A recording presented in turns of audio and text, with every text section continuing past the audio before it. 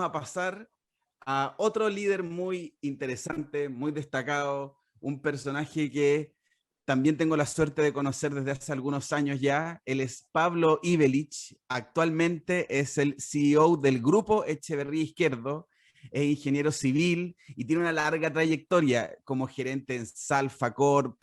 Después estuvo incluso liderando el programa de la reconstrucción luego del terremoto. Hoy después estuvo en Edifica dentro de Echeverría Izquierdo. ¿Y por qué lo invitamos el día de hoy?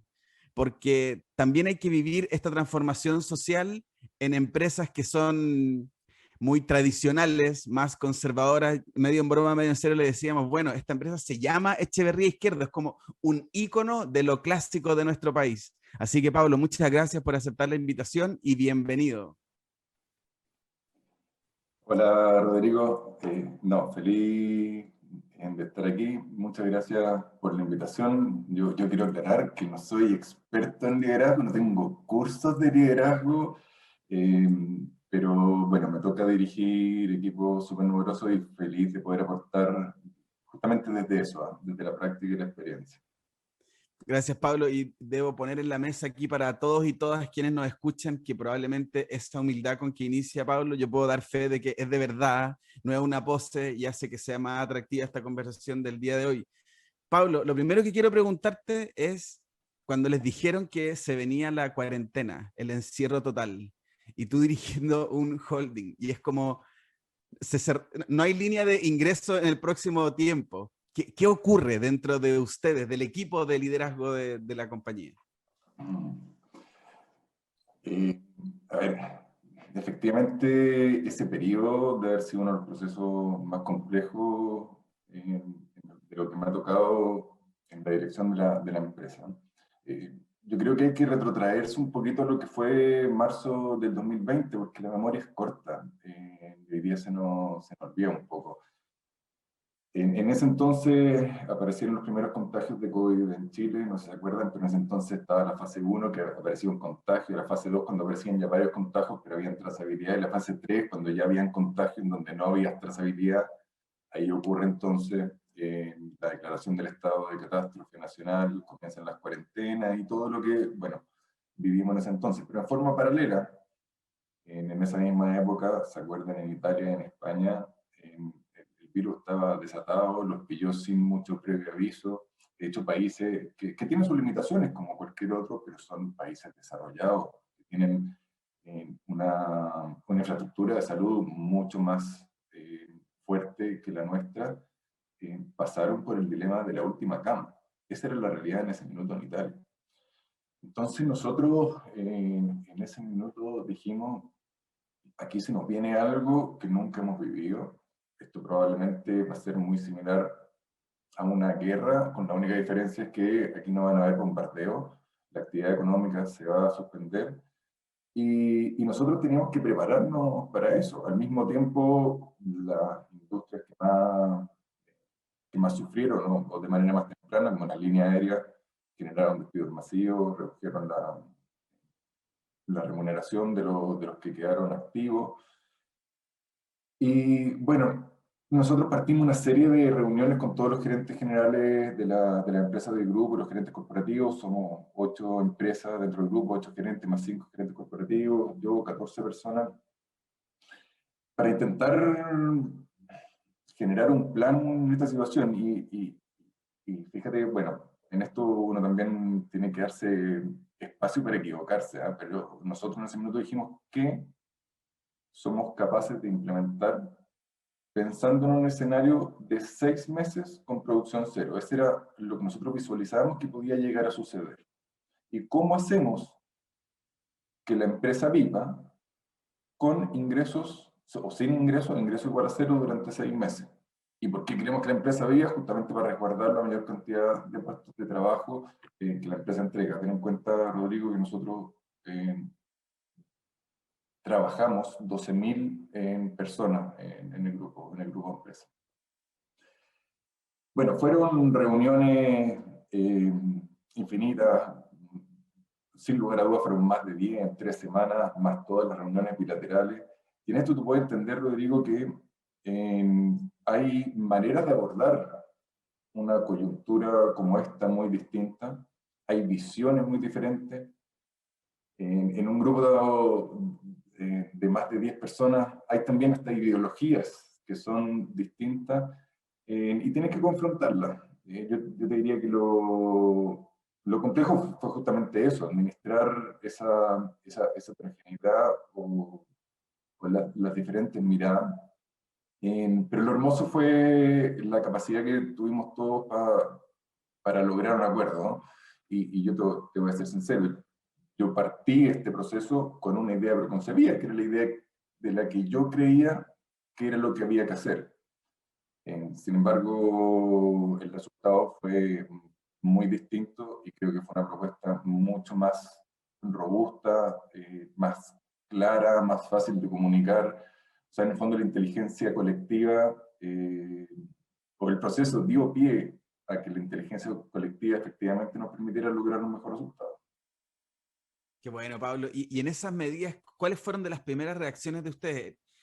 Te escucho y hay una parte en cuidar la mayor cantidad de empleos posibles, pero ¿qué tipo de decisiones les tocó tomar? Nosotros nos tiene bien intrigado esto de lo difícil que es ser responsable de 12.000 puestos de trabajo, pero además hay una presión del modelo de negocio y cómo conversa el modelo de negocio con las personas. Bueno, las medidas yo diría que fueron variadas y por cierto tenían tal vez dos ejes bien principales. Uno era más financiero, porque había que mantener la liquidez de la compañía, digo, para que pueda seguir existiendo, para que pueda seguir pagando remuneraciones, y la otra tenían que ver más con mantener nuestra capacidad operacional y la mayor cantidad de puestos de trabajo posible.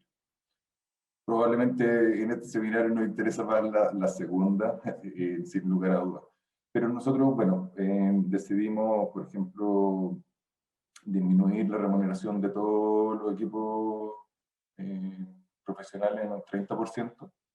La razón de que fue un 30% es porque sé que lo que correspondía era suspender las labores, no, los contratos, de acuerdo a la ley de protección al empleo, los trabajadores también iban a recibir el 70% de su remuneración, era una manera de colocarse a la par.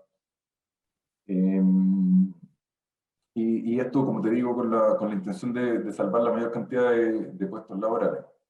También yo creo que hubo algo que yo creo que fue diferenciador, al menos no conozco otra empresa que hayan optado por lo mismo, pero tomamos la decisión de proponer al directorio de que si es que la empresa llegaba a tener utilidades a fin de año, no sabíamos qué es lo que iba a pasar. La verdad es que nosotros creíamos lo que lo más probable es que, por lo más lógico, en ese entonces, sin saber, sin conocer el escenario, que se generaran pérdidas, pero bueno, si es que estábamos todos haciendo un sacrificio y se generan utilidades que con la utilidad se reintegraran las disminuciones de remuneraciones, algo que el directorio accedió y algo que también se materializó finalmente. Y bueno, Rodrigo, aquí no solamente las medidas y las propuestas que uno genera, sino que también, en el fondo,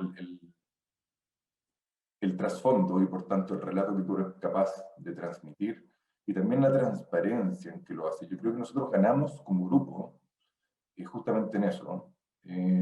Porque, bueno, dijimos de qué manera somos transparentes en informar cuál es el escenario que vemos, por qué creemos que es necesario tomar las medidas, cuáles son las medidas y qué es lo que sucede si es que pasa A o pasa B. Y nacieron los webinars al interior de la empresa. Oye, hoy día es algo súper, es ya algo tan normal, pero en ese entonces, y recuérdense, o sea, hasta la palabra en muchos aspectos era desconocida. Pero empezamos a generar esta plataforma que la hemos mantenido en el tiempo y nos ha dado tremendos resultados porque justamente lo que nos hace es facilitar la comunicación entre todos quienes componemos la organización. Pablo, ¿y cuál ha sido qué les ha funcionado o qué no les ha funcionado tanto en este proceso? ¿Qué, ¿Qué has visto que hacen bien los líderes o los líderes que no lo hacen tan bien?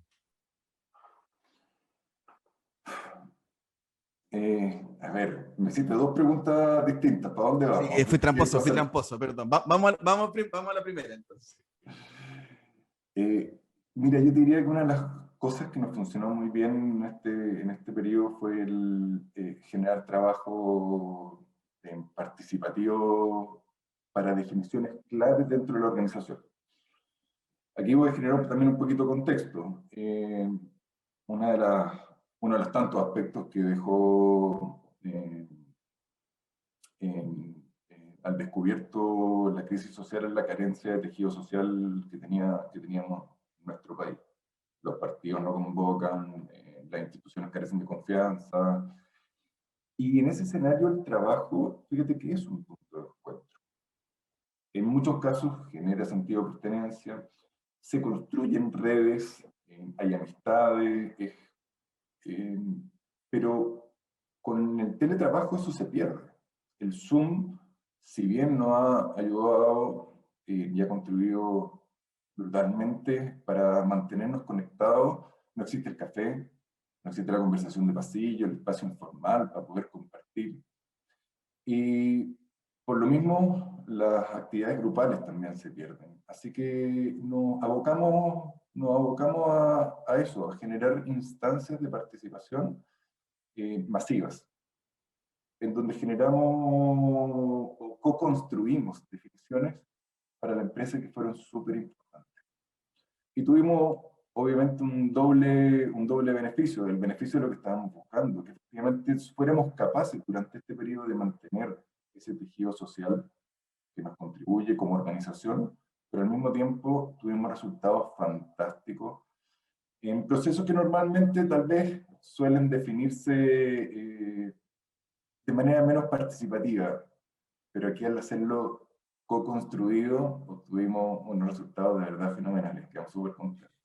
Pablo, déjame interrumpirte, porfa, solo para contar una anécdota muy breve. Hace unos 6 años atrás recuerdo haber estado con un gerente general de una empresa importante que todos conocen, pero no la vamos a nombrar, y que se le mencionó la idea de co-construir el propósito de la organización de manera participativa y casi como que nos echó a patadas, recuerdo, de la oficina. Fue un poco más, no fue tanto más elegante, pero fue sin patadas. Mi pregunta es, ¿por qué? ¿Por qué animarse en una empresa? Voy a insistir en el adjetivo que estoy poniendo yo como tradicional, como Echeverría Izquierdo, apostar por describir los valores de la organización participativamente, que suena como medio es colectivo, participación, casi como setentero, zurdo, como que rápidamente queda como ubicado en una parte del mapa. ¿Por qué tomaron esa decisión? Sí, a ver, yo creo que hay que entender también un poco el contexto que tenemos nosotros como empresa. Nosotros venimos de un proceso de transformación bien grande. Hace 3 años nomás nosotros éramos un holding financiero, es decir, la empresa que aúna a todas las compañías que conforman el grupo existía única y exclusivamente con la finalidad de aunar la información financiera contable para poder subirla en ese entonces a la super, en el fondo cumplir con la legalidad de una sociedad anónima. Pero desde hace 3 años nos decidimos romper con ese esquema y dejar de trabajar en silos y buscar un trabajo colaborativo. Había una decisión de negocio detrás de eso, por cierto, que está asociada a aprovechar sinergia, economías de escala, negociación en conjunto, pero también una de cultura organizacional, que está asociado a generar trabajo colaborativo. Y ahí vuelvo a algo que mencioné anteriormente, tenemos convicción en que la inteligencia colectiva aporta, genera valor. Entonces, cuando nos planteamos definir el propósito, definir los valores de nuestra compañía, la verdad, creemos que no había otro camino que un sistema participativo de convocatoria masiva, porque era necesario recoger la visión de cada una de las empresas, la visión y la cultura de cada una de las empresas. Y por tanto, ese propósito y esos valores tenían que, de alguna manera, representar el colectivo. La manera era a través de este proceso, como te digo, nos resultó tremendamente enriquecedor. Y yo te voy a contar algo, Rodrigo, bueno, tú nos acompañaste en ese proceso, nos resultó fantástico. O sea, no puedo haber imaginado un mejor escenario como el proceso que vivimos y el resultado que obtuvimos.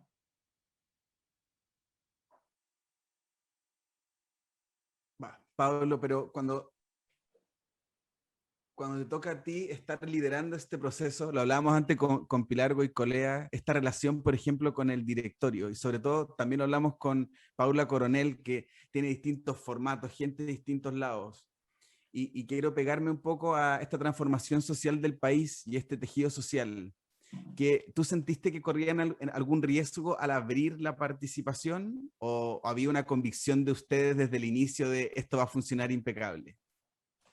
No, riesgo no, pero sí dificultad. Yo la verdad, no veíamos de que esto fuese a resultar mal, teníamos alta expectativa, pero sí sabíamos eh, que administrar un trabajo de esas características era de mucha dificultad. Lo comentó antes también la Pilar en la conversación que tuvo contigo. Obvio que es mucho más fácil trabajar entre gente que piensa igual que uno, porque el resultado confluye de manera muy natural hacia un acuerdo. Pero la realidad es que nuestra sociedad no es heterogénea y las empresas, sobre todo empresas grandes, eh, deben ser, y la nuestra lo es, un buen espejo de lo que es nuestra sociedad. Entonces hay heterogeneidad de pensamiento, de ideología, de un montón de diversas situaciones. Y administrar la heterogeneidad es mucho más complejo. Lo hermoso, obviamente, es que los acuerdos que se logran, bueno, incorporan diferentes miradas y por tanto también se ven enriquecidos desde ese punto de vista, generan cohesión dentro del grupo porque todos se sienten partícipes. Obviamente es mucho más fácil, lo que buscan las empresas con los propósitos es que se vivan, lo que buscan las organizaciones con los valores es que efectivamente se comparten, efectivamente eso es factible si es que tú lo construyes de la manera en que lo mencionamos anteriormente. Aquí Pablo Daniela Martínez dice, es maravilloso co-construir y darse cuenta que todos están alineados. Y quiero retomar la pregunta tramposa que te hice antes para volver al liderazgo. Y quiero tomar una referencia que habíamos usado y es, ¿cómo era el liderazgo hace 15 años atrás y el liderazgo hoy? Así como en tus definiciones, tus aproximaciones, tus intereses. ¿Cuáles eran los desafíos, las habilidades que había que tener hace 15 años versus hoy, en este Chile del 2021? Eso quiere decir que tengo al menos una experiencia de 15 años, razón por la cual me estáis haciendo tirar el carnet a la vista. Pues tengo 25, cumplí 25 años que soy profesional. Bueno, pero por cierto, Rodrigo, muy distinto. Eh, y, y antes el liderazgo estaba muy asociado a la dirección y hoy día el liderazgo está muy asociado a inspirar. Antes al líder se le pedía, de alguna manera, que él generara las respuestas a las preguntas que traían las personas que dirigía. Hoy día es distinto. Hoy día el líder lo que tiene que hacer es justamente lo inverso, es formular las preguntas adecuadas para que los equipos tengan la potestad, tengan el empoderamiento para poder contestarlo ellos de manera autónoma. Y en eso también hay pérdida. Digo, el líder tiene que, el líder, me encarga la palabra, sí, el líder. La persona que le toca dirigir grupos tiene que entender que hay otras maneras de hacer las cosas distintas a la que él tiene preconcebida. Y esas maneras pueden ser igual o mucho más eficientes que las que normalmente él usa. Pero sí, yo creo que es súper distinto. Si uno se puede ir así como a hechos más puntuales, yo diría que no sé, antes exigíamos de mando, hoy día obviamente es trabajo en equipo, Antes tenías que ser experto en técnicas de negociación, hoy día lo que tienes que tener es inteligencia emocional. Antes había que tener especificidad técnica, hoy día lo que se pide, lo que se busca es una visión integradora. Y antes se pedía capacidad para solucionar los problemas de manera autónoma. Hoy día capacidad de escucha y diálogo para generar acuerdos. Qué bien suena, Pablo. Tengo una sensación como de, ¿qué pasa con esa persona que lleva 10 años o 20 años, que se ha hecho a pulso y que ha ido ganando espacio y que llegó a dirigir equipos usando tus palabras con la receta de 15 años atrás? ¿Cómo lo acompañamos ahora? ¿Tú qué le dirías? Porque cuesta ceder ese poder, pues, o sea, como que esta es la receta que me ha funcionado, resulta que ahora hay que cambiarla, ese tránsito es complejo.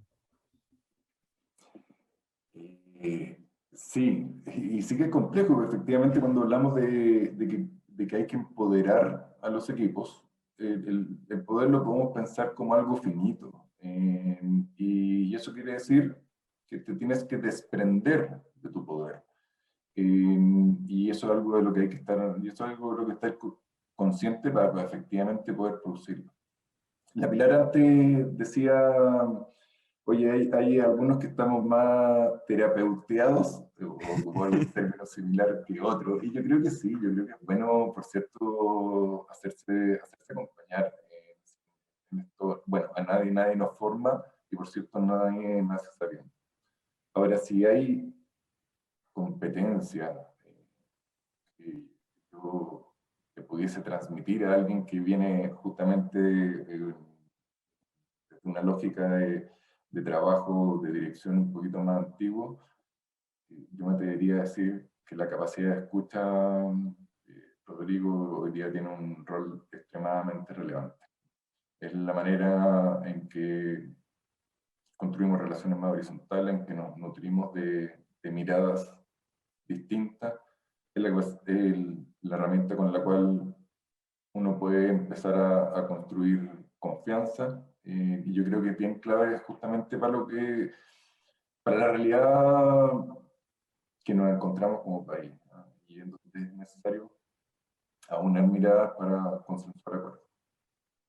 Gracias, Pablo. Mira, ya estamos entrando la tercera parte, ya como casi terminando, pero quiero recoger una pregunta que nos hace Lucía, que yo encuentro que es suficientemente difícil y que no estamos esperando recetas, pero para que nos tires algunas pistas de tu parte. Dice, ¿cómo generar una cultura colaborativa en una empresa de producción donde el 70% son cargos y perfiles operativos? Oye, bueno, qué bueno que me antecediste la pregunta de ese comentario. Yo no tengo todas las respuestas, por cierto. Eh, pero estos son procesos culturales. Yo creo que hay que tomarlos de esa manera. Y como todo proceso cultural, genera adaptación. En la experiencia que a mí me ha tocado ver, esos procesos culturales solo se producen, tal vez solo se producen demasiado estricto, se producen de mejor manera o existe mayor probabilidad de éxito si es que efectivamente son impulsados por quien le toca dirigir el equipo. Y ahí podemos hacer uso de esos resabios más antiguos de liderazgo. Hay una frase que yo la he acuñado y justamente para ese tipo de procesos de cambio yo creo que es muy válido. La frase dice, lo que a mi jefe le gusta, a mí me encanta. Y obviamente en procesos de estas características tienen que ser promovidos, tienen que ser favorecidos y tienen que ser impulsados porque me toca dirigir al equipo. Esa es la manera más sencilla, o digamos, la manera en que se produzcan de manera más rápida. Pablo, una licencia más como en el plano, si tú quieres, personal. No te preocupes, no es nada de romanticismo ni de familia, sino que de tu experiencia, de tu experiencia liderando esta organización. Es como, ¿qué te ha tocado a ti enfrentar? ¿Cómo te has desafiado tú? ¿Cómo has procesado tú incrementar esa capacidad de escuchar? Y sobre todo, ¿cuál es el rol que tú crees que en este Chile tienen los líderes en una organización?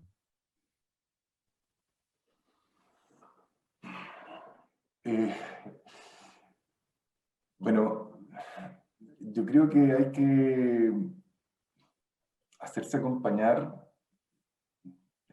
de quienes te favorecen esta capacidad de diálogo. En lo personal, yo tengo gente en mi equipo que constantemente me están recordando. Bueno, Pablo escucha, Pablo escucha, Pablo escucha. Después opina, pero recoge primero las miradas. Y creo que no es trivial lo que te estoy diciendo, Rodrigo, porque si tú estás en un equipo donde justamente lo que predomina es lo contrario, pucha que tenéis pocas opciones de generar esa transformación. ¿Y cuál es el rol hoy día de que nos tocan liderar organizaciones? También una pregunta súper amplia que no sé si tiene una respuesta, pero en virtud de lo que estamos viviendo también en el contexto del país, hoy día nosotros lo que tenemos que pensar es cuál es el rol de la organización que nos toca dirigir dentro de la sociedad. Creo que eso es lo más relevante.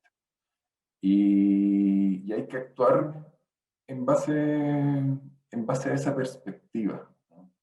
Y hay que entender el rol de manera holística, ¿no? O sea, a mí me toca representar una empresa privada, yo hoy día trabajo en una empresa privada, y hace no muchos años atrás, a la empresa privada lo que se le pedía o el rol que se esperaba de ella era la generación de empleo. Hoy día no es eso, hoy día es mucho más amplio.